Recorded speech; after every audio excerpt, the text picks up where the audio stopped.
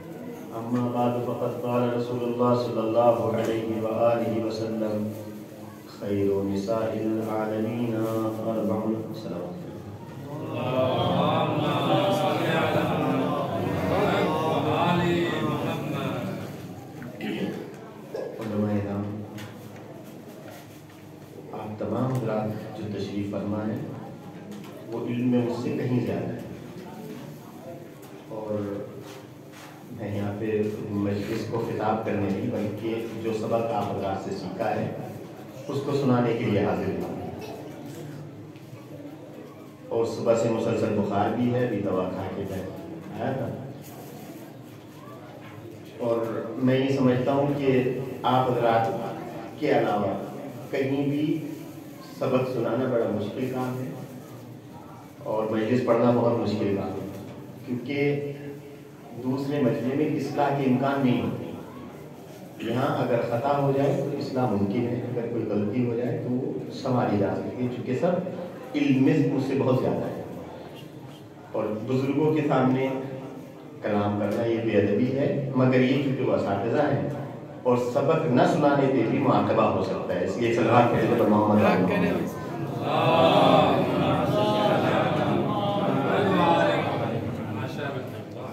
محترم. حضور سرور کائنات کی بہت مشہور و معلوم حدیث مبارکہ ہے جس کی تلاوت میں نے آپ حضرات کے سامنے کی. آپ حضرات مجھ سے بہتر جانتے ہیں اس حدیث مبارکہ کو ینابیع المبرکہ، فرائض السنتین، مسند احمد بن حنبل اور استیعاب میں 7-8 طریق کے ساتھ ذکر کیا ہے کہ نبی کریم نے فرمایا خیر نساء العالمین اربعون، کائنات میں سب سے بہتر 4 خواتین ہیں. اور پھر ایک ایک کا تذکرہ حدیث مبارکہ میں کیا گیا کہ کائنات میں سب سے بہتر 4 خواتین ہیں. پھر فرمایا مریم بنت عمران، آسیہ بنت مزاحم، خدیجہ بنت خویلد اور فاطمہ بنت محمد۔ مگر جب بھی کبھی خواتین کا تذکرہ ہوتا ہے تو گلوبل لیول پہ ہماری چھوی یہ بنا دی گئی ہے کہ اسلام عورتوں کو صرف اور صرف ایک تسکین قلب انسانی کا ذریعہ سمجھتا ہے، جو انسان کے لیے ایک مشین کی طرح کام کرتی ہے اور لوڈی کے جیسی اس کی ایک حیثیت دھرنی ہوتی ہے۔ یعنی اسلام جو ہے وہ عورت کو کنیز بنا کے رکھنا چاہتا ہے، عورت اسلام کو ترقی سے روکنا چاہتا ہے، عورت اسلام کو قید و پابند بنا کے رکھنا چاہتا ہے، عورت اسلام کو صرف اور صرف اپنے تسکین قلب کے لیے استعمال کرنا چاہتا ہے۔ جبکہ جو عزت اسلام نے عورت کو بخشی وہ دنیا کی کائنات کے کسی مذہب نے عورت کو عزت نہیں بخشی۔ جو عورت کو عزت اسلام نے بخشی ہے، لوگ کہتے ہیں کہ وہ اسلام تو یہ چاہتا ہے کہ عورت کو پردے میں رکھے، جکڑ کے رکھے اور اس کو ترقی سے محروم کرتے ہیں، جبکہ عورت کا کام یہ ہے کہ عورت آج کے دور میں ہمارے کندھے سے کندھا، یہ غرب سے آواز اٹھتی ہے، کندھے سے کندھا ملا کے چلے، اس کو وہ تمام حقوق ملے کہ جو ایک انسان ایک مرد کو حقوق ملتے ہیں، اس کو تمام تر عزتیں ملیں جو ایک مرد کو عزت ملتی ہے۔ اور یہ جھوٹا ڈرامہ رچنے کے بعد کائنات میں یہ پھیلا دیا گیا کہ عورت جو ہے وہ سب سے زیادہ جو ظلم و زیادتی کا شکار ہوتی ہے وہ اسلام میں ہوتی ہے۔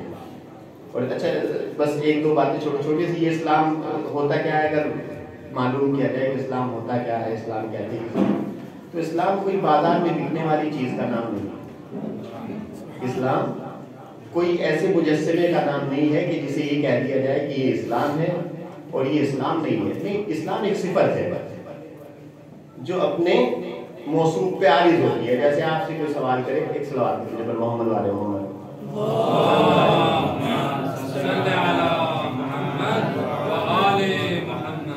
اسلام ایک صفت ہے جو عارض ہوتی ہے کسی موصوف پہ۔ بھی عزاداروں کا تذکرہ کر رہے تھے، جیسے عزادار میں کوئی ایسی چیز نہیں ہے کہ عزادار کوئی لا کے عزاداری دکھائے گی، یہ عزاداری ہوتی ہے، یہ بھی ایک صفت ہے جو ایک جسم پہ عارض ہوتی ہے۔ اور اسلام کوئی ایسی چیز نہیں ہے جس مجسمے کو یہ کہہ دیا جائے کہ بھائی یہ اسلام ہے اور یہ جو ہے یہ چاہتا ہے اور یہ نہیں چاہتا۔ نہیں، اسلام ایک صفت ہے، احکام ہے جو عارض ہوتے ہیں کسی موصوف کے اوپر، اور جیسا وہ موصوف عمل کرتا جائے گا اسلام ویسا کہلاتا چلا جائے گا۔ آج کہتے ہیں کہ جو بھائی مسلمان جو ہے وہ پوری دنیا میں ذلیل و خوار ہے، آج مسلمان کو ذلت کی نظر سے دیکھا جاتا ہے، آج مسلمان جو ہے وہ اگر اس کا نام لیا جائے تو انسان کے ذہن میں دہشت گرد سمجھ میں آتا ہے۔ تو یہ اسلام دہشت گرد نہیں ہے، وہ وجود کہ جس کے اوپر اسلام کی چادر اڑا دی گئی ہے وہ دہشت گردی کرتا ہے اور نام بدنام اسلام کا ہوتا ہے۔ تو ہمیں یہ سمجھنا ہے کہ اسلام ہوتا کیا ہے، اسلام کسی جسم کا نام نہیں ہے، یہ ایک صفت ہے جو کسی معروض پہ عارض ہوگی۔ اور کیسے عارض ہوگی؟ جیسے کالا، پیلا، نیلا، لال، گلابی، آپ دکھا سکتے ہیں کالا کیا ہوتا ہے؟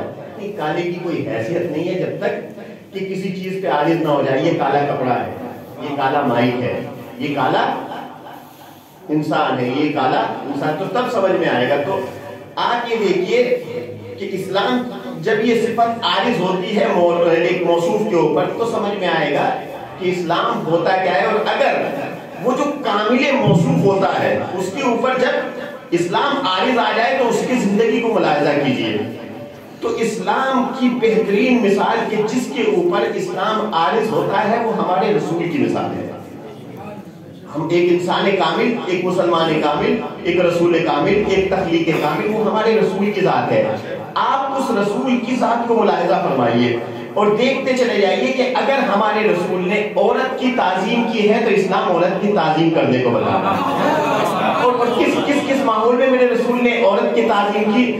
جب عرب کا بدو انسان 10 بیٹیوں کو 11 بیٹیوں کو زندہ درگور کر دینے کو فخر سمجھتا تھا، ایسے عالم میں میرے رسول نے فاطمہ کی تعظیم کر کے بتایا کہ دیکھو عورت قابل ذلت نہیں ہوتی، نہ اسلام عورت کو قابل ذلت سمجھتا ہے بلکہ عورت باعث رحمت ہوتی ہے۔ اور میرے رسول نے فاطمہ کی تعظیم کر کے بتایا، جب بھی فاطمہ داخل ہوتی تھی، ابن حجر مکی لکھتا ہے جب بھی فاطمہ داخل ہوتی تھی میرا رسول سراپا تعظیم فاطمہ کے لیے کھڑا ہو جاتا تھا اور فرمایا یہ ہے اسلام کے نزدیک عورت کی تعظیم جو دنیا کا کوئی انسان، کوئی مذہب، کوئی عقیدہ پیش نہیں کر سکتا۔ کبھی نبی سرکار کو اسلام جو ہے وہ عورت کو ترقی سے روکتا ہے. کہا بھائی ترقی سے کیسے روکتا ہے؟ کہا اس وجہ سے روکتا ہے ترقی سے کہ عورت کو پردے میں بٹھا کے رکھ دیتا ہے, عورت کو گھر میں قید رکھ دیتا ہے. اچھا اب یہ جو پردہ ہوتا ہے, یہ جو ترقی سے روکنا ہے, ترقی کا تعین کرے گا کون؟ یہ غرب کرے گا تعین ترقی کا, یا آپ اور ہم تعین کریں گے, یا شرق تعین کرے گا, مغرب والے تعین کریں گے, یا مشرق والے کریں گے, یا مشرق وسطیٰ والے تعین کا؟ نہیں, ایک قاعدہ ہے, قاعدہ اہلیہ کہ ترقی کیا ہوتی ہے. یہ کہتے ہیں کہ عورت کو جو ہے وہ قید و بند کر کے برقعے میں بٹھا کے, اور اسلام جو ہے وہ قابل ذلت سمجھتا ہے. آپ سمجھ لیجئے کہ یہ پردے میں بٹھا کے عورت کو یہ ایک فکر ڈالی گئی. ایران میں جو آج کل مظاہرے ہو رہے ہیں, یہی ہو رہا ہے کہ نہیں حجاب نہیں اوڑھنا, حجاب سے ہماری ترقی رک جاتی ہے, حجاب سے ہماری ترقی رک جاتی ہے, اس لیے ہمیں حجاب نہیں اوڑھنا ہے. اور یہ مظاہرے ہو رہے ہیں, میڈیا پہ دکھائے جا رہے ہیں, لیکن ہمیں یہ سمجھنا ہے کہ ترقی ہوتی کیا ہے. تھوڑا سا اور پہلے چلے جائیے, کچھ سال پہلے. کل کا وہ انسان حضرت آدم کے بعد والا, حضرت آدم تو نبی ہے نا, آپ کے بعد والا انسان جب یہ تمام تر وسائل نہیں تھے. دیکھیں ترقی کیا ہوتی ہے, اور اسلام عورت کو ترقی سے روکتا ہے یہ نہیں روکتا.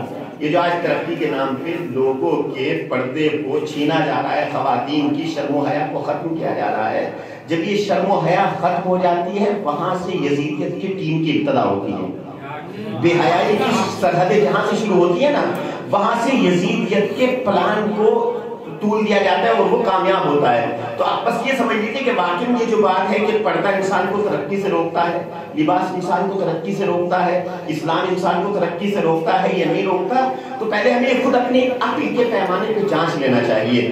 کل کا وہ انسان جو غاروں میں زندگی بسر کرتا تھا, جو پہاڑوں پہ زندگی بسر کرتا تھا, اس کا لباس کتنا ہوتا تھا؟ اس کا مختصر سا لباس یہ ہوتا تھا کہ اس نے, ویسے تو حضرت آدم کے لیے بھی یہ جب لباس چھینا گیا کہ ایک درخت کے پتوں سے اپنا پردہ کر لیا حضرت آدم نے, تو آدمیت کی ابتدا جو ہوئی اس نے اپنی شرمگاہ کا پردہ کس چیز سے کیا؟ درختوں کے پتوں سے. لیکن زمانے میں ترقی کی, انسان نے شکار کیا, اب اس کا لباس بدل گیا. عقل نے ترقی کی, اس نے ایک ہتھیار بنایا, شکار کیا, اور شکار کرنے کے بعد اب اس نے یہ کیا کہ اپنے آپ کو اسی شکار کی کھال سے محفوظ کر دیا, اپنے لیے اسی کو لباس بنا لیا. زمانہ اور آگے بڑھا, ترقی کرتا رہا. انسان نے کپاس کی کھیتی کی, کوٹن جسے کہتے ہیں, کپاس کی کھیتی کی. اب اس نے سوت کاٹنا شروع کیا. جب اس نے سوت کاٹنا شروع کیا تو اس نے اب یہ کھدر کے کپڑے پہننے شروع کر دیے. وقت کے ساتھ ساتھ پہلا لباس اس کا کتنا تھا؟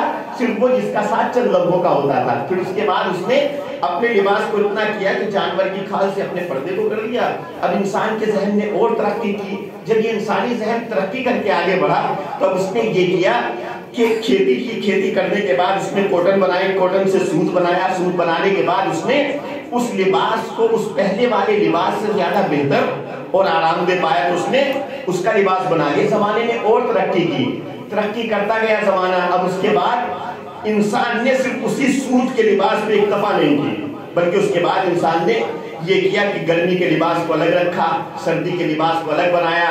اور جب زمانے نے اور زیادہ ترقی کر دی تو جہاں بارشیں ہوتی ہیں وہاں پہ رین کوٹ بھی بنانے شروع کر دیے. کہا بھائی یہ برسات کا لباس ہے. اب آپ مجھے یہ بتائیے کہ ذہن انسانی جتنی ترقی کرتا گیا, اس انسان کا لباس چھوٹا ہوتا گیا یا بڑا ہوتا چلا گیا؟ اگر اسلام عورت کے لباس کو بڑا بنانا چاہتا ہے تو وہ عورت کو ترقی یافتہ دیکھنا چاہتا ہے, اور اگر انسان عورت کو دو کپڑوں میں دیکھنا چاہتا ہے تو آپ کو انہی بے ترقی یافتہ عورتوں میں شمار کرنا چاہتا ہے کہ جن کو صرف دو کپڑے دے دیے جاتے تھے اور وہ اس سے اپنی شرمگاہ کو محفوظ کر لیا کرتے تھے. تو یہ آپ کو اپنی عقل سے سوچنا ہے کہ ترقی لباس کا کب ہونا ہے یا لباس کا بڑھ جانا ہے. صلوات پڑھیے محمد والے محمد.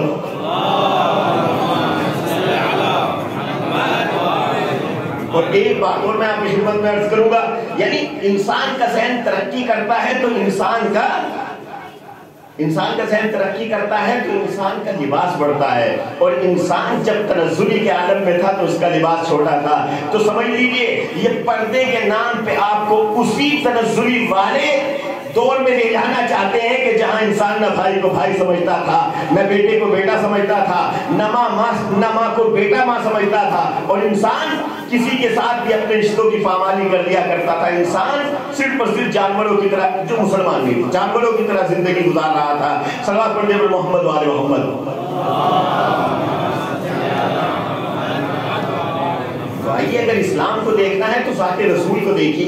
یہ کامل ذات ہے کہ جس کے ذریعے سے سمجھ میں آئے گا کہ اسلام عورت کو ترقی دیتا ہے. یہ عورت اسلام کو تنزلی میں, اور ایک پردے کی بات آگے تو یہ بھی سن لیجیے. اور یہ جو پردے والا سسٹم ہے کہ بھائی یہ کالا کپڑا کیوں اڑا دیا جاتا ہے, یہ پردے میں کیوں رکھا جاتا ہے, اور یہ تو ترقی سے روک دیتا ہے. نہیں, اسلام عورت کو پاک و پاکیزہ رکھنا چاہتا ہے. اسلام عورت کو طیب و طاہر رکھنا چاہتا ہے. اسلام عورت کو وہ عظمت دینا چاہتا ہے جو دنیا کا کوئی مذہب عورت کو نہ دے سکا. اسلام میں دو چیزوں کو پردے میں رکھا جاتا ہے. ایک قرآن جو انسان کے گھر میں رکھا ہوا ہوتا ہے اس کو جزدان میں رکھ دیا جاتا ہے. کیوں؟ تاکہ نجاستیں اس قرآن کی طہارت تک نہ پہنچ پائے. دوسرا خانہ کعبہ کا اس پہ پردہ کیوں چڑھا دیا گیا ہے؟ اس وجہ سے کہ وہ کثافتیں جو فضاؤں میں اڑتی ہیں, وہ گندگی جو ہواؤں میں آتی ہے, وہ اس خانہ کعبہ کے تقدس کو پامال نہ کر دے. بس اسلام عورت کو پردے میں بٹھا کر اسی طرح قرآن کی طرح مقدس اور کعبے کی طرح طیب و طاہر بنانا چاہتا ہے, تاکہ عورتیں نجس نگاہوں سے بچتی رہیں, تاکہ عورتیں بے غیرت لوگوں کے ارادوں سے بچتی رہیں. اگر اسلام کے نظریے پہ انسان زندگی گزار دے تو عورت کعبے کی طرح مقدس اور قرآن کی طرح طیب و طاہر ہو سکتی ہے. پھر اس کے بعد آپ کے اخباروں میں یہ خبریں نہیں آئیں گی کہ فلاں مقام پہ عورتوں کے ریپ کر دیے گئے ہیں, فلاں مقام پہ اس عورت کو مار دیا گیا ہے, فلاں مقام پر زیادتی کر دی گئی ہے. اسلام کی تعلیم کو اپنی زندگی سے الگ کر دیجئے تو انسان وہی جانوروں والی زندگی میں چلا جاتا ہے. اپنے اندر اسلام کے جذبے کو پیدا کر دیجئے, اسلام کی اثار کو پیدا کر دیجئے.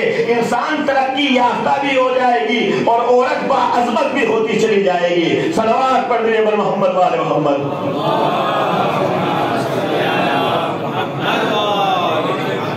ملاحظہ کر لیجیے, اسلام کوئی باہر بکنے والی چیز نہیں ہے. یہ وجود انسان پہ جو عارض ہوتی ہے وہ انسانی کامل ہمارا رسول ہے. اس کی ذات کو دیکھیے, اس نے بتایا کہ عورت قابل ذلت نہیں ہے بلکہ باعث رحمت ہے. اور پھر میرے رسول نے فرمایا خیر نساء العالمین اربعون. اور دیکھو جس عورت کی میں تعظیم کر رہا ہوں, ہمارا مذہب جو عورت کی تعظیم سکھا رہا ہے وہ کائنات میں, یہ تو میرے رسول نے اپنی حدیث میں 4 خواتین کا ذکر کیا کہ سب سے بہتر کائنات میں 4 عورتیں ہیں. لیکن اس کا مطلب یہ نہیں کہ دوسری عورتیں بہتر نہیں ہو سکتی, وہ بھی بہتر ہو سکتی ہیں, مگر ان 4 خواتین سے بہتر نہیں ہو سکتی. بس کائنات میں سب سے بہتر یہ 4 عورتیں ہیں. اور پھر ایک ایک کا تذکرہ کیا. اور جہاں میرے رسول نے اپنی حدیث میں بہترین لوگوں کا تذکرہ کیا, وہیں قرآن بھی کچھ نیکوکار عورتوں کا تذکرہ کرتا ہے اور کچھ بدکار عورتوں کا بھی تذکرہ قرآن نے کیا ہے. سورہ تحریم کی 9 اور 10 آیت ہے جس میں اچھی عورتوں کا اور بری عورتوں دونوں کا تذکرہ کیا. ضرب اللہ مثلا للذین, یہ ایسا نہیں کہ میرے رسول نے بس بیان کر دیا, نہیں, قرآن نے ساتھ ساتھ سہارا دیا ہے. ضرب اللہ مثلا للذین کفروا, اللہ سورہ تحریم میں بھی آیت ہے, اللہ مثال پیش کرتا ہے ان عورتوں کی کہ جنہوں نے کفر اختیار کیا. جنہوں نے کفر اختیار کیا وہ کون تھی؟ جناب نوح کی زوجہ اور جناب لوط کی زوجہ. کانتا تحت عبدین من عبادنا, یہ جو دونوں تھیں زوجہ نوح اور زوجہ لوط, یہ دونوں ہمارے نبی کے تحت تصرف تھی, ہمارے 2 سالے نبیوں کے تحت تصرف تھی. فخانتہما, انہوں نے خیانت کر دی.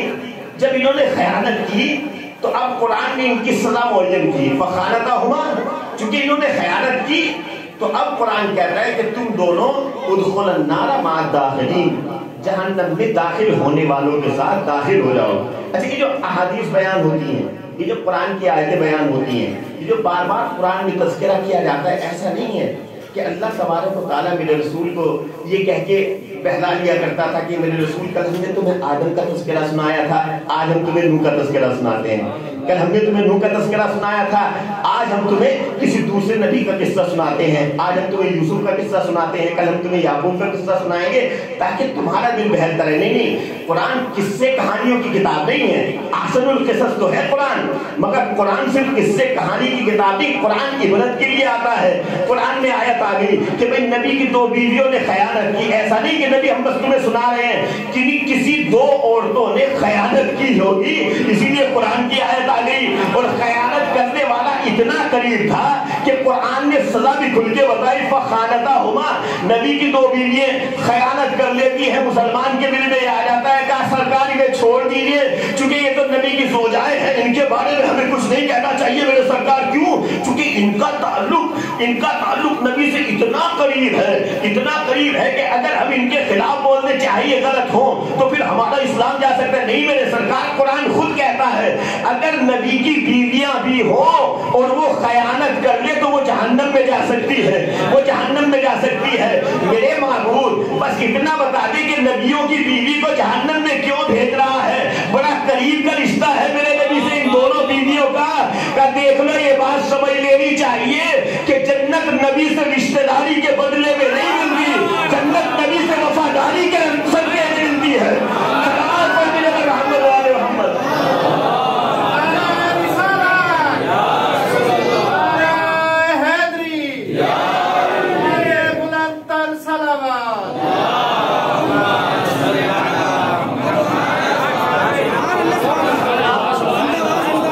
जन्नत नबी से वफादारी का नाम है, रिश्तेदारी का नाम नहीं है। तो अब हमें खुद सोचना चाहिए, चाहे हमारा रिश्ता जितना करीब हो मेरे रसूल से, हमारे लिए चाहे मैं जितना करीबी हूं, अगर मेरे अमाल मेरा साथ नहीं दे रहे हैं तो फिर मेरे लिए भी वही सजा है जो नबियों की करीबी रिश्तेदारों के लिए है।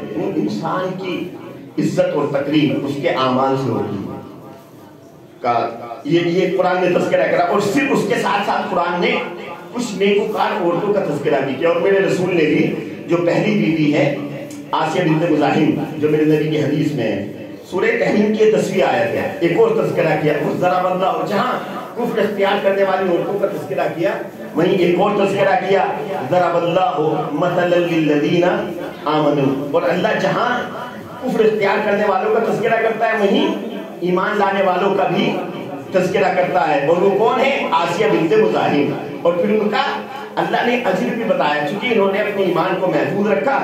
तो 2 किरदार थे जनाब आसिया के 2 किरदार थे जो नुमाया थे उनकी जिंदगी में। एक ये किरदार था जनाब आसिया का कि आपने अपने ईमान को महफूज रखा। इंसान ईमान को महफूज रख सकता है तो उसके लिए माहौल साजगार हो। ये कहते हैं इंसान कि भाई हम तो इसलिए बैठ जाते हैं कि माहौल जो है वो हमारा साजगार नहीं था। नहीं, साजगार माहौल में अपने इस्लाम को बचा लेना ये कमाल नहीं है, बचा के रखना ये कमाल नहीं है। कमाल तब है कि इंसान के लिए माहौल साजगार ना हो और फिर अपने ईमान को महफूज रख ले।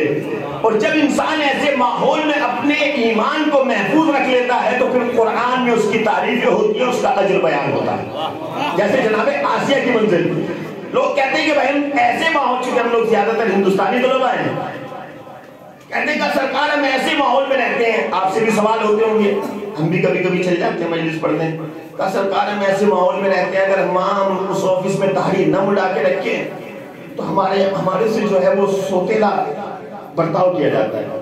का अगर हम वहां नमाज पढ़ते हैं तो हमारी छवि जो है वो अजीब व गरीब हो जाती है, क्योंकि हमारे यहाँ का माहौल ऐसा नहीं है। नहीं, माहौल में खुद को ढाल लेना ये इस्लाम नहीं सिखाता, बल्कि अपने इस्लामी माहौल को दूसरों के ऊपर चढ़ा देना ये इस्लाम सिखाता है। ये इस्लाम सिखाता है। और ये चीज हमें मिलती है जनाब आसिया की। देखिए, चाहे माहौल जितना परागंदा हो जाए, मगर फिरौन के घर से ज्यादा परागंदा माहौल नहीं हो सकता। फिरौन के घर में सीधी सीधी वार्निंग ये है, अना रब्बुकुमुल आला, मैं तुम्हारा सबसे बड़ा खुदा हूं। और अगर अब उसे खुदा ना माने तो कत्ल कर दिया जाए। इसीलिए तो जनाब आसिया ने अपने ईमान को तक़य्युद के जरिए और जनाब हिज़किय्यल ने महफूज रखा। अब अगर जनाब आसिया अपने ही ईमान का ऐलान कर दे तो कत्ल कर दी जाए, और कत्ल कर दी भी गई। जब आपने अपने ईमान को जाहिर किया तो कत्ल कर दी भी गई। तो माहौल चाहे जितना खराब हो जाए, मगर फिरौन के घर से ज्यादा माहौल खराब नहीं हो सकता। तो आसिया अगर फिरौन के घर में रहने के बाद एक औरत की हैसियत से अपने ईमान को महफूज रख सकती है, तो मुसलमान चाहे किसी भी माहौल में रहे अपने इस्लाम को महफूज रख सकता है। अब उसे ये कहने की जरूरत नहीं कि सरकार में ऐसे माहौल में रहता हो। नहीं, माहौल आपको तैयार करना है। आप ही से माहौल बनेगा। एक सलवात पढ़ लीजिए पर मोहम्मद वाले मोहम्मद।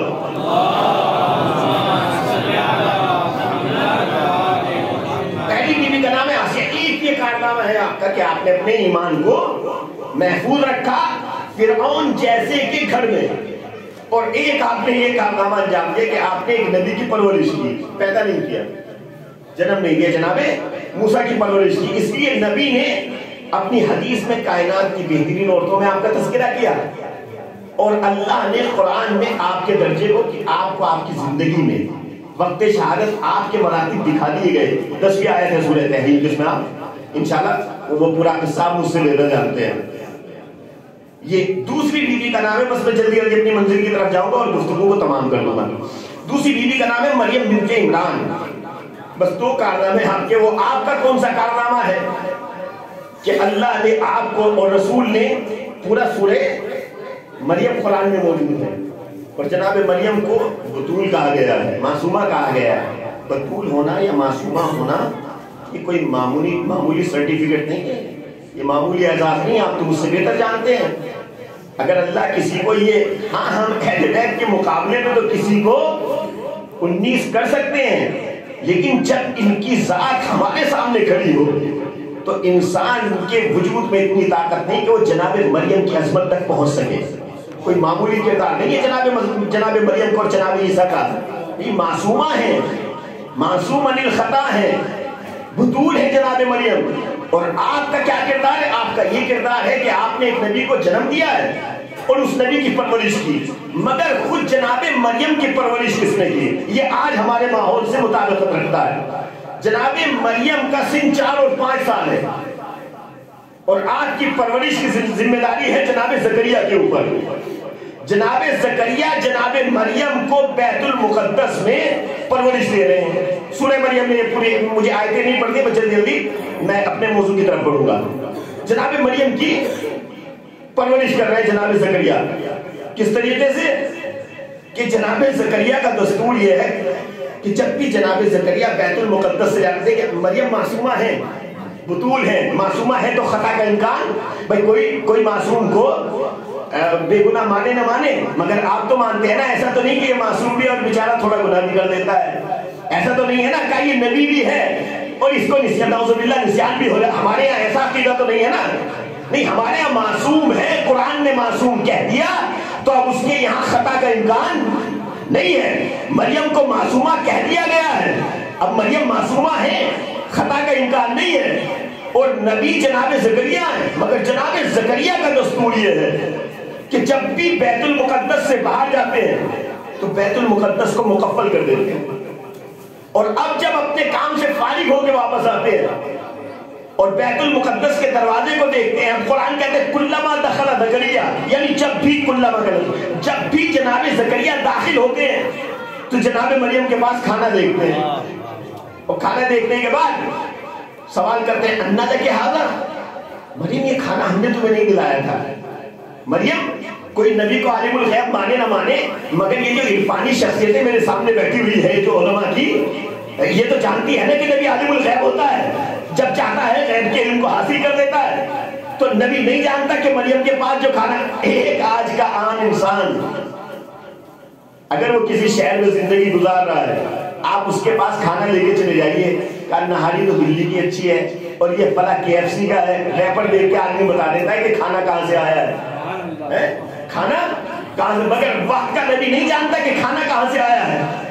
जनाब नबी ज़करिया, और ये एक दफा का मसला नहीं है कि पूछ लिया फरियाता, नहीं, कुल्लमा दखला ज़करिया, जब भी जनाब ज़करिया दाखिल होते हैं जनाब मरियम के पास खाना देखते हैं, अन्ना लके हाज़ा, मरियम ये खाना कहाँ से आया?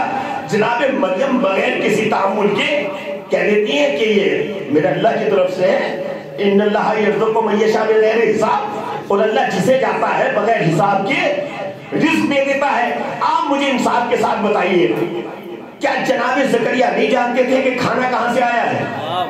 क्या जनाब ज़करिया नहीं जानते थे कि खाना कहाँ से आया है?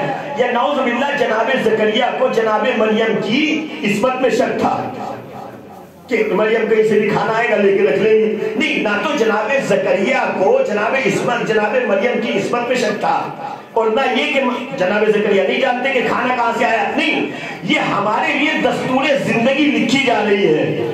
آپ جب اپنے گھر سے جاتے ہیں نا تو مولویوں پہ زیادہ نظر ہوتی ہے. کامل صاحب آپ جا رہے ہیں تو ذرا دعا کر دیجیے گا. جب امام علی کی زری پہ پہنچے کہا کیا دعا کرنی ہے؟ کہا دعا یہ کر دیجیے گا کہ میری بچی کی شادی نہیں.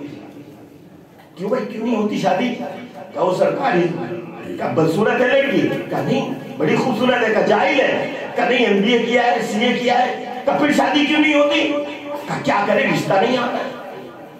کامل صاحب دعا کر دیجیے گا بیٹا بگڑ گیا ہے.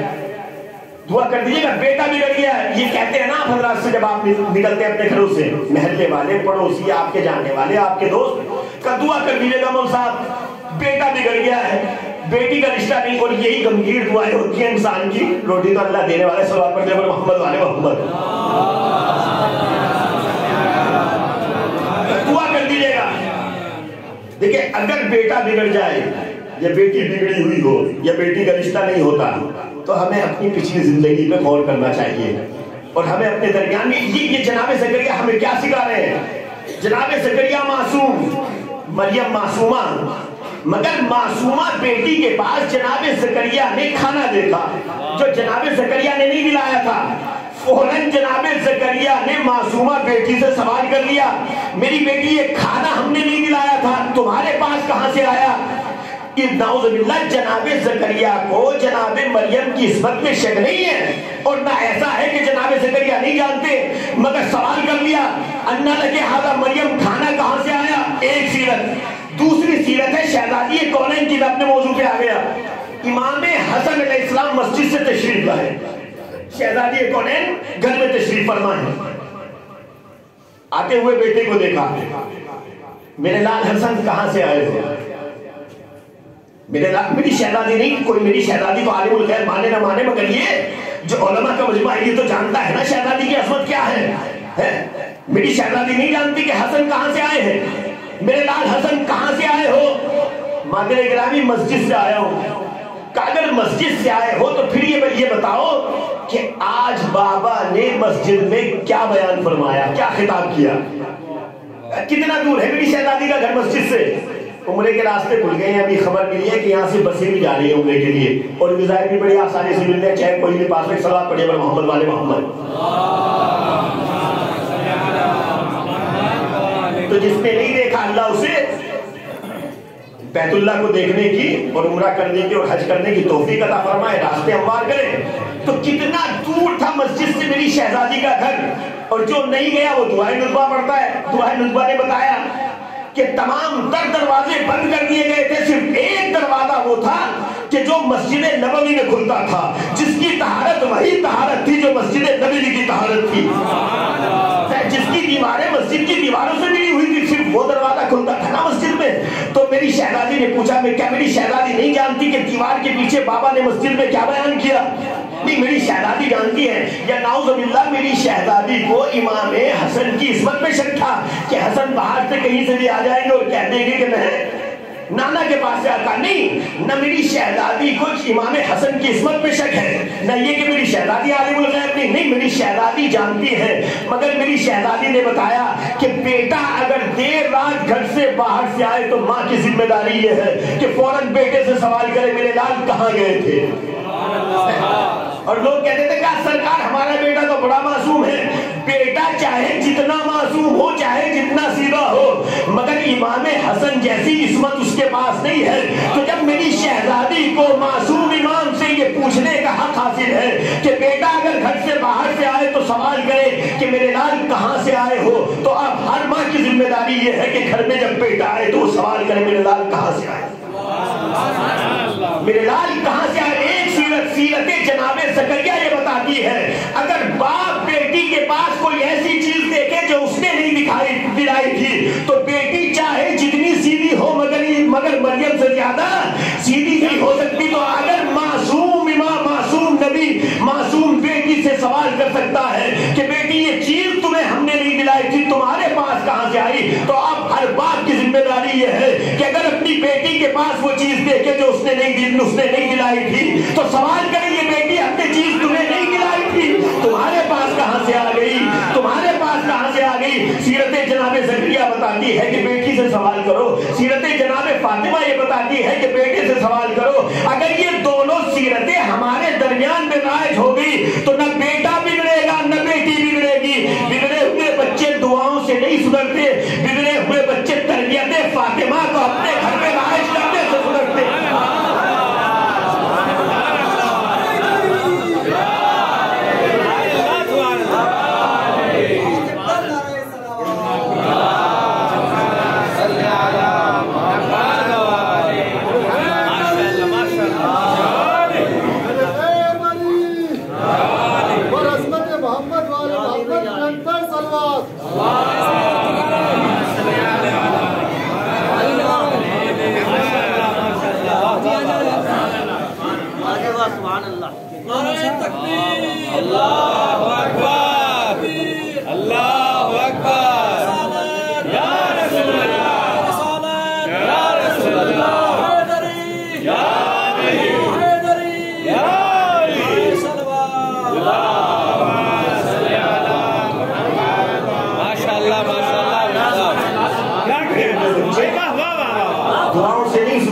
یہ بگڑی ہوئی بچیوں کے رشتے دعاؤں سے نہیں ہوتے۔ اپنے گھر میں سیرت معصوم کو رائج کیجئے، نہ بیٹا بگڑے گا نہ بیٹی بگڑے گا۔ سرکار ماحول نے بگاڑ دیا ہے، اپنے گھر میں ماحول سیدہ تو پیدا کیجئے، ماحول خود بخود اسلامی بنتا چلا جائے گا۔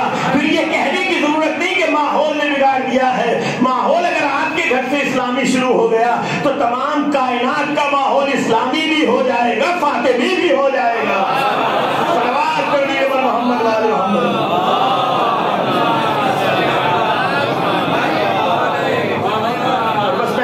کی طرف آ گیا۔ تیسری بیوی کا نام ہے خدیجہ بنت خویلد۔ آپ کے لیے دو جملے کہہ کے آگے بڑھ جاؤں گا چونکہ مجھے شہزادی تک پہنچنا ہے۔ جناب خدیجہ کا وہ کون سا کردار تھا کہ کائنات کی بہترین عورتوں میں آپ کا تذکرہ کیا میرے رسول نے؟ بڑے احسان ہیں آپ کے اسلام پہ۔ فاطمہ جیسی بیٹی اسلام کو جناب خدیجہ نے دی ہے، نہیں تو بہت سی ایسی مائیں تھیں کہ جو اپنے باپ کا اپنے آپ کو مائیں بھی کہلاتی رہی اور بچوں کو جنگوں میں کٹواتی بھی رہی ہیں۔ تو فاطمہ جیسی بیٹی جناب خدیجہ نے دی۔ بس دو جملے کہوں گا جناب خدیجہ کے لیے۔ خدیجہ اس خاتون کا نام ہے کہ جس کی دولت نے اسلام کو پروان چڑھایا، جس کی دولت نے، یہ ایک جملہ اور کہہ دوں میں، جس کی دولت نے اسلام کو پروان چڑھایا۔ خدیجہ اس بیوی کا نام ہے، خدیجہ اس بیوی کا نام ہے کہ جس نے اسلام کے ساتھ ساتھ رسول کی تمام تر زوجات کو بھی پروان چڑھایا ہے۔ اور یہی فرق ہے جناب خدیجہ میں اور دوسری خواتین۔ 5 4 4 8 8 10 10 سال کی بچے میرے رسول کے پہلوؤں میں لا کے ڈال دی گئی، پال لینا محمد۔ خدیجہ اس بیوی کا نام ہے کہ جس نے اسلام کو پروان چڑھایا ہے، اور رسول کی دوسری بیوی اور جناب خدیجہ میں یہی فرق ہے کہ انہیں اسلام نے پالا ہے اور خدیجہ نے اسلام کو پالا ہے۔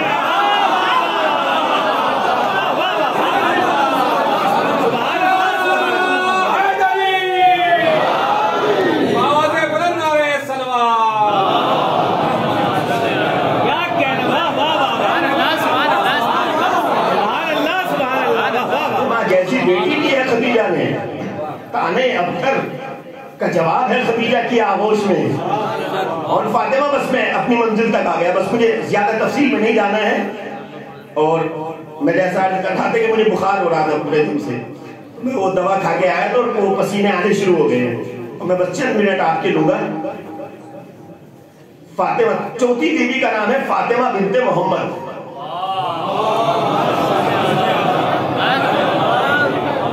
ایک عظمت بیان کروں گا اور وہ عظمت جو آپ سب جانتے ہیں۔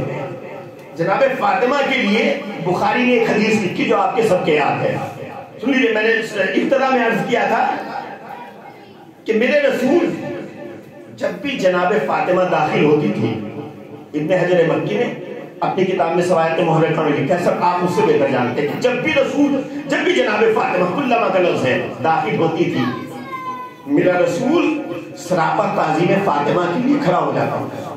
اور وہ بہت سی حدیثیں ہیں جو آپ کے سب کے یاد ہیں اور مجھ سے بہتر یاد ہیں، حوالوں کے ساتھ یاد ہیں کہ اگر میرے رسول آپ نہ ہوتے تو میں کائنات کو خلق نہ کرتا، اور اگر علی نہ ہوتے تو میں آپ کو خلق نہ کرتا، اور اگر فاطمہ نہ ہوتی تو میں آپ دونوں کو خلق نہ کرتا۔ وجہ تخلیق کائنات ہے جناب فاطمہ، مجھے تفصیل میں نہیں جانا، یا اور ایسی معرفت کی بہت ساری حدیثیں ہیں جس میں امام نے متعدد مقامات پہ فرمایا کہ ہم کائنات کے اوپر حجت ہے اور ہماری ماں فاطمہ۔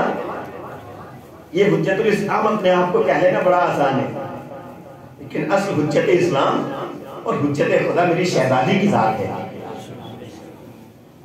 یہ تو مومنین کا ہم لوگوں کے اوپر اعتقاد ہے، یہ تو حجت خدا تو میری شہزادی ہے کہ ہم حجت ہیں اللہ کی، اور ہماری شہزادی ہماری ماں فاطمہ ہمارے اوپر وہ تمام تر حدیثیں یہ ایسے ماحول میں میرے رسول کا فاطمہ کی تعظیم کرنا جہاں بیٹیوں کو زندہ درگور کیا کر دیا جاتا تھا۔ یہ کردار فاطمہ کائنات کے سامنے ہے۔ کہتے ہیں کہ وہ رسول کی تو اور بھی 2-3 بیٹیاں تھیں، رسول کی اور بھی بیٹیاں تھیں، اور تاریخ نے لکھ بھی دیا۔ اگر تسلیم بھی کر لیا جائے کہ رسول کی اور بھی 2-3 بیٹیاں تھیں یا 4-5 جتنی، ویسے تو امت کی تمام بیٹیاں رسول کی بیٹیاں تھیں، مگر رسول کی گواہی کے لیے صرف فاطمہ گئی ہے۔ اللہ کی گواہی کے لیے صرف فاطمہ گئی ہے، یا ہوتی نہیں رسول کی اور بھی بیٹیاں، مگر مادر حسنین صرف فاطمہ ہے، مادر حسنین صرف فاطمہ ہے۔ ایک حدیث جو میں حضرات کے سامنے اور بس گفتگو تمام ہو گئی۔ فاطمہ، حضور نے فرمایا، بخاری میں لکھا ہے اس حدیث آپ کے سب کے یاد ہے، فاطمہ تو بس اتم منی، مجھے بعد والا بھی اس کا حصہ نہیں پڑھنا ہے، فاطمہ میرا ٹکڑا ہے، فاطمہ میرا جز ہے۔ مجھے نہیں بیان کرنا کہ باعتبار نبوت نبی نے فرمایا یا باعتبار رسالت فرمایا یا باپ کی محبت میں رسول نے فرمایا، مگر ہاں اگر فاطمہ کے لیے رسول نے فرما دیا کہ فاطمہ میرا جز ہے، تو اگر باعتبار نبوت فرمایا تو رسول کی نبوت اس وقت تک مکمل نہیں ہوگی جب تک فاطمہ کو اس میں شمار نہ کر لیا جائے۔ اگر باعتبار رسالت فرمایا تو رسول کی رسالت اس وقت تک مکمل نہیں ہوتی جب تک فاطمہ کو اس میں شمار نہ کر لیا جائے۔ اگر انسانی کامل ہونے کے اعتبار سے رسول نے فرمایا فاطمہ میرا جز ہے، تو رسول اس وقت تک مکمل نہیں ہوتے جب تک فاطمہ کو اس میں شمار نہ کر لیا جائے۔ کسی مفسر کی تفسیر میں نہیں جانا ہے، خود فیصلہ کرنا ہے کہ فاطمہ میرا جز ہے۔ تو اگر میرے رسول کو پہچاننا ہے تو فاطمہ کو پہچانیے۔ اگر ذات فاطمہ سمجھ میں آ گئی تو رسول خود بخود سمجھ جائیں گے، خود بخود سمجھ میں آ جائیں گے۔ آج مسلمان یہ شکایت کرتا ہے کہ ہمیں بڑی ذلت کی نگاہوں سے دیکھا جاتا ہے، ہمیں دہشت گرد سمجھا جاتا ہے، ہمیں ہر جگہ ذلیل کیا جاتا ہے۔ کیوں؟ جو قوم اپنے بزرگوں کی عزت کرنا چھوڑ دے وہ قوم اسی طریقے سے ذلت و رسوائی مقدر رکھنے لگتی ہے۔ اگر ہم نے اپنے رسول کو اپنے جیسا رسول بنا دیا، اگر ہم نے اپنے رسول کو نہیں، رسول کو پہچاننا ہے تو جزو رسالت کو پہچانیے، فاطمہ کو پہچانیے۔ اگر فاطمہ سمجھ میں آ گئی تو رسول کی ذات سمجھ میں آ جائے، اور اگر ذات رسول بحیثیت رسول ہماری سمجھ میں آ گئی تو مسلمان نہ ذلیل ہو سکتا ہے نہ رسوا ہو سکتا ہے۔ پہچانیے۔ ایک حدیث اور گفتگو تمام ہو گئی۔ حضور نے فرمایا، ابن حجر مکی نے لکھا اس آیت محرکہ میں اس حدیث کو، یا حمیرہ، اے حمیرہ، انا فاطمہ، بے شک فاطمہ میری بیٹی فاطمہ، لیست کنساء العالمین، اے حمیرہ میری بیٹی فاطمہ کائنات کی عام عورتوں کی طرح نہیں ہے۔ پہچانیے، اگر رسول کو پہچاننا ہے تو جزو رسالت کو پہچاننا ہے۔ میری بیٹی فاطمہ کائنات کی عام عورتوں کی طرح نہیں ہے۔ وَلَا تَعْتَدُّوا كَمَا يَعْتَدُّونَ، اور دیکھو فاطمہ کو کبھی اپنے جیسا نہ سمجھ لینا، فاطمہ کو کبھی اپنے جیسا نہ سمجھ لینا، اس لیے کہ تمہاری منزلت اور ہے، ان کا مرتبہ اور ہے، تمہاری حیثیت اور ہے، ان کی حیثیت اور ہے۔ انہیں اللہ نے قادر و مختار بنا کے پیدا کیا ہے، تمہیں مجبور بنا کے پیدا کیا ہے۔ انہیں اتنا مختار بنا کے پیدا کیا، اہل بیت سے کبھی اپنے آپ کو نہ ملانا، انہیں اتنا مختار بنا کے پیدا کیا ہے کہ اگر یہ چاہیں تو ایک وقت میں 40 مقامات پہ پہنچ سکتے ہیں۔ یہ 40 مقامات پہ پہنچ سکے، اور 40 مقام پہ پہنچنا یا ہر جگہ مجلس حسین ہوتی ہے، فاطمہ کو پہنچانا، کئی 40 مقام پہ پہنچ جاتے۔ تمہیں اتنا مجبور بنا کے پیدا کیا جاتا ہے کہ تم ایک وقت میں ایک ہی جگہ پہنچتے۔ تم کبھی اپنے آپ کو ان کے جیسا نہ سمجھ لینا، فاطمہ کو کبھی اپنے جیسا نہ سمجھ لینا، اس لیے کہ تمہاری حیثیت اور ہے، ان کا مرتبہ اور ہے۔ میں وکالت اہل بیت میں دلیل بڑی دور سے لے کے آیا ہوں، میں ان کی حیثیت اور ہے اور تمہاری منزلت اور ہے، فاطمہ کو کبھی اپنے جیسا نہ سمجھ لینا۔ اسی لیے جب میری شہزادی کے یہاں امام حسن کی ولادت ہوئی تو دوسرے لمحے میری شہزادی نے فرمایا فضہ جاؤ میرا مسلح لے کر آؤ، اور جب چاہنے والی نے یہ کہہ دیا میری شہزادی ابھی تو آپ کے یہاں امام حسن کی ولادت ہوئی ہے، یہ مسلح کا تصور کیسا؟ میری شہزادی نے فرمایا خبردار فضہ، تمہاری حیثیت اور ہے، ہماری حیثیت اور ہے، ہماری منزلت اور ہے، ہماری منزلت اور ہے۔ ہم کائنات کی عام عورتوں کی طرح نہیں ہیں، نہیں تو کائنات مل کے جب جزو رسالت کے جیسی نہیں ہو سکتی تو مسلمانوں میرا رسول تمہارے جیسا کیسے ہو گیا؟ صلوات پڑھ دیں محمد والے محمد۔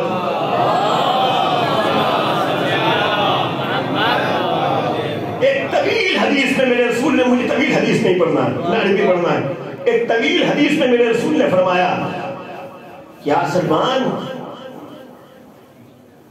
حب فاطمہ،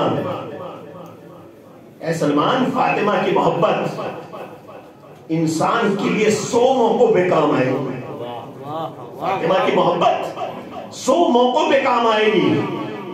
دنیا کی ہر محبت انسان کے زندگی میں اس کے ساتھ رہتی ہے، ایک وقت آتا ہے جب چاہے جتنا شدید محبت قبر تک ساتھ دے سکتا ہے باپ کا بیٹا، انسان کا ساتھ اس وقت تک دیا جاتا ہے جب تک اس کے پاس کمال ہو، کمال ختم محبت ختم، پیسہ ہے تو پیسے کے ساتھ، زندگی ہے تو پہلو میں اس کے ساتھ، لیکن مرنے کے بعد یہ محبت اہل بیت اور محبت فاطمہ ہے۔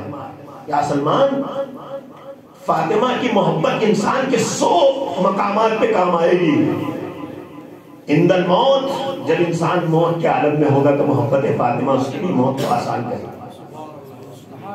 عند القبر، قبر میں فاطمہ کی محبت کام آئے گی۔ عند الحشر، حشر میں فاطمہ کی محبت کام آئے گی۔ عند النشر، نشر میں فاطمہ کی محبت کام آئے گی۔ عند الحساب، حساب کے وقت فاطمہ کی محبت کام آئے گی۔ عند الکتاب، جب نامہ اعمال دیا جائے گا تب فاطمہ کی محبت کام آئے گی۔ 100 مواقع پہ فاطمہ کی محبت کام آئے گی۔ اور سلمان جو فاطمہ سے محبت کرے گا وہ جنت میں میرے ساتھ ہوگا، اور جو فاطمہ سے بغض کرے گا وہ جہنم میں جائے گا۔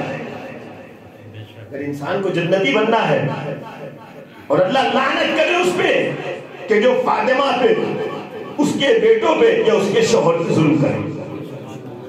طویل حدیث ہے، 100 موقعوں پہ کام آئے گی، جس کا اتنا مرتبہ رسول نے اپنی زندگی میں بیان کیا، بار بار جسے پہچنوایا۔ ابھی اس کے باپ کو گئے ہوئے 10 سال گزرا ہے، نہ 6 مہینے گزرے۔ ابھی میرے رسول کا کفن بھی 45 دن والی روایت ہے نا، یہ اس سے پہلے کی بھی ایک روایت ہے۔ ابھی میرے رسول کا کفن بھی میلا نہیں ہوا تھا، میرے رسول کا ابھی کفن بھی میلا نہیں ہوا، اور مسلمان اجر رسالت ادا کرنے کے لیے آگ اور لکڑیاں لے کے اس کے دروازے پہ آ گئے۔ ابھی میرے رسول کا کفن میلا نہیں ہوا، مسلمان آج کس دروازے پہ؟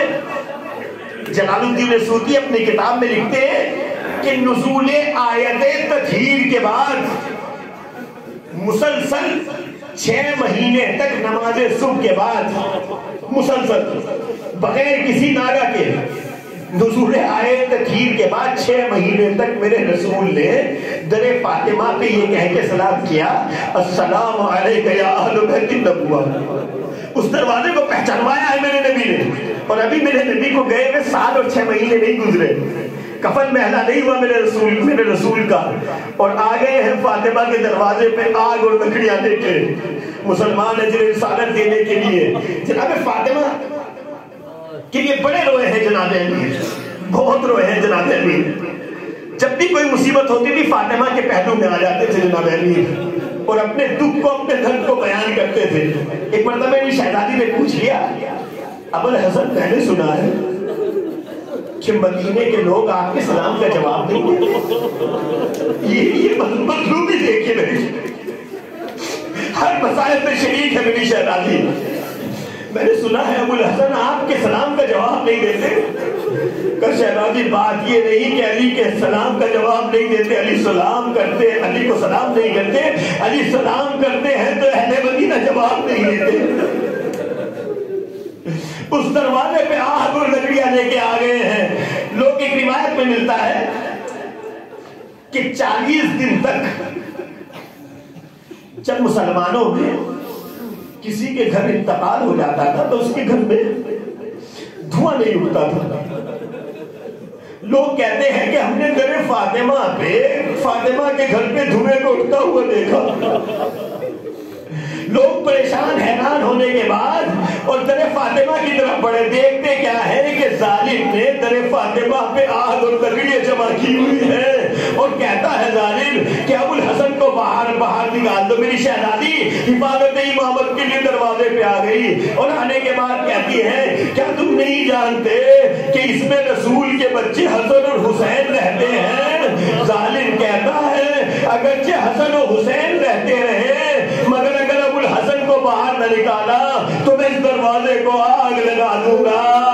دروازے کو آگ لگا دی گئی۔ روایت یہ بیان کرتی ہے کہ جلتے ہوئے دروازے کے پیچھے میری شہزادی امامت کی سپر بنے ہوئے کھڑی ہے۔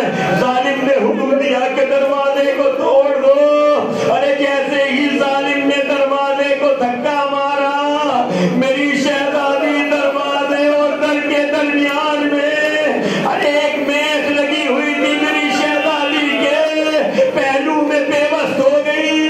شہزادی نے آواز دی، فضا ارے میری مدد کے لیے آؤ، میرا محسن شہید ہو گیا۔ اجرکم اللہ، فضا ارے میری مدد کے لیے آؤ، ارے میرا محسن شہید ہو گیا۔ ایک مرتبہ ظالم آگے بڑھا، علی کے گلے میں رسی کے پھندے کو ڈالا اور چاہتا ہے کہ علی کو لے کے جائے۔ میری شہزادی نے علی کے پہلو کو پکڑا اور ظالم نے تازیانہ لہرایا۔ جس ہاتھ سے میری شہزادی سپر امامت بنی تھی، ارے جب تک زندہ نہیں میری شہزادی اس ہاتھ سے تصویر نہ کر سکی۔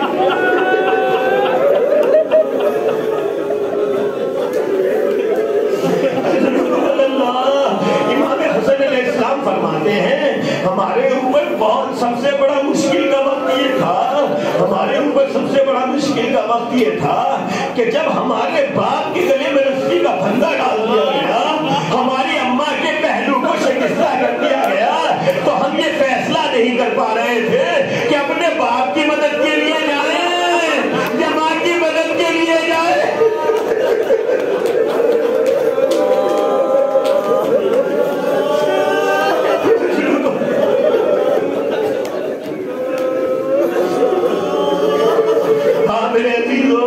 میری شہزادی کے آخری دن ہے، فرمایا آخری دن ہے میری شہزادی کا، فضا جب حسنین آ جائے تو میں نے مختصر کر دیا، مجھے طویل روایت نہیں پڑھتا ہے، نہ مجھ میں پڑھنے کی ہمت ہے، اور نہ آپ کا جگر برداشت کر سکتا ہے میری شہزادی کے مسائل کو۔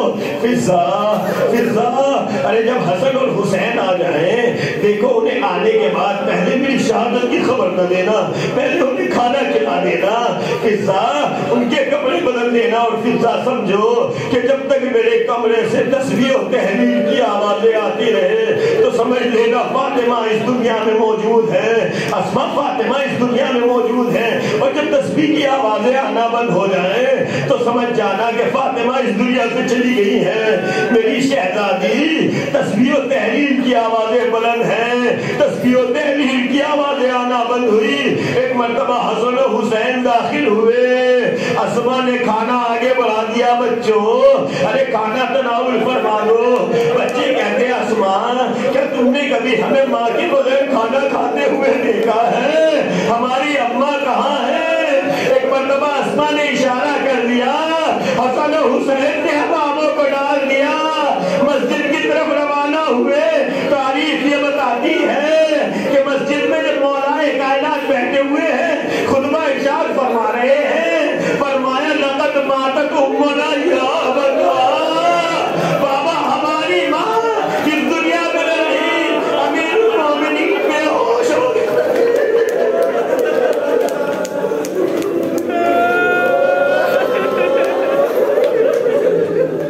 امیر المومنین بے ہوش ہو گئے.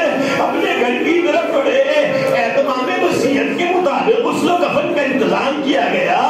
جب غسل دے رہے ہیں جناب امیر ایک مرتبہ جناب امیر بآواز بلند گریہ فرماتے ہیں. چیخ مار کے روتے ہیں. سلمان نے معلوم کیا مولا آپ کو کبھی اس طریقے سے بآواز بلند گریہ فرماتے ہوئے نہیں دیکھا. میرے مولا ایسی کون سی مصیبت آ گئی تھی؟ ایسی کون سی مشکل تھی؟ مولا فرماتے ہیں سلمان ارے جب میں فاطمہ کو غسل دے رہا تھا تو فاطمہ کی پسلیاں ٹوٹی ہوئی تھی مگر فاطمہ نے کبھی اپنی ٹوٹی ہوئی پسلیوں کا تذکرہ نہ کیا. ایک مرتبہ علی نے فاطمہ کو تیار کر دیا. ہر ایک سے کہا جا رہا ہے کہ فاطمہ کا آخری دیدار کر دیجئے. زینب آگے بڑھی. ماں سے لپٹ گئی. جدا کر لیا گیا. ام کلثوم آگے بڑھی. ارے ماں کو پرسہ دے دیا. حسن آگے بڑھے. ارے ایک مرتبہ حسن کو جدا کر لیا گیا. حسین ایک کونے میں کھڑے ہوئے ہیں. علی فرماتے ہیں میرے نال حسین ماں کا آخری دیدار کر دو. حسین فرماتے بابا کیا آپ نے نہیں بتایا تھا کہ میری ماں ارے مریم سے بہتر ہے؟ بابا تو جب مریم عیسیٰ کے لیے اپنے بازوؤں کو پھیلا دیتی تھی تو جب تک میری ماں بھی اپنے ہاتھ نہ بلند کرے گی حسین ماں سے نصرت آخر کے لیے نہیں جائے گا. تاریخ یہ بتاتی ہے کہ فاطمہ کے بندے کفن ٹوٹے. ایک مرتبہ فاطمہ کے ہاتھ برآمد ہوئے. آواز دیے میرے لال حسین آؤ اپنی ماں کے قریب آ جاؤ. اے اماں آج آپ نے آپ کو مجھے آواز دی. ارے اماں جب کربلا میں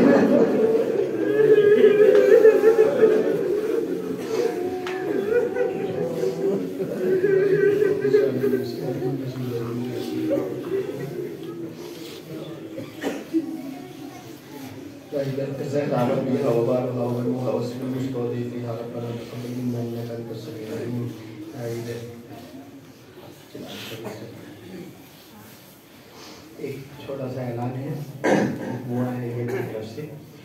کل انشاءاللہ 7 بجے جو ہے وہ حسینی اوپر بنی ہوئی ہے وہ تبرک اور مجلس کا اہتمام کیا گیا ہے. وہاں سے 8 بجے جلوس جائے گا. اور دوسرا ضروری اعلان یہ ہے کہ انشاءاللہ حسینیے کی توسیع کے لیے اقدام کیے جائیں گے. تو اس کے لیے ساتھی صاحب اور حیثیت نے کہا ہے کہ آپ حضرات پہلے کی طرح حصہ لیجیے تاکہ جو باہر والا صحن ہے وہ سب کے لیے کافی ہو جائے اور اس کی توسیع کر دیا جائے. تو انشاءاللہ ایام فاطمیہ کے بعد حیثیت والے آپ حضرات سے رابطہ کریں گے.